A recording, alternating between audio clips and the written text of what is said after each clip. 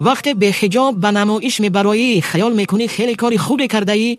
زنی که به نمایش میبراید و زیبایی‌هایش را برای مردان نشان میدهد بدترین زن عالم است و از جمله زنان منافق به شمار میرود.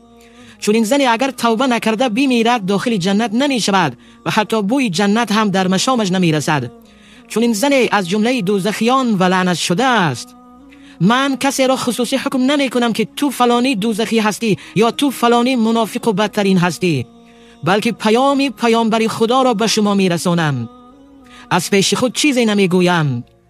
در روایت بیهقی آمده است که پیامبر خدا درود خداوند بر او باد می فرماید و بدترین زنان شما کسانی هستند که خود را به نمایش می گذارند و متکبر هستند و آنها منافق هستند که از آنها داخل جنت نمی شود مگر عدد خیلی اندک.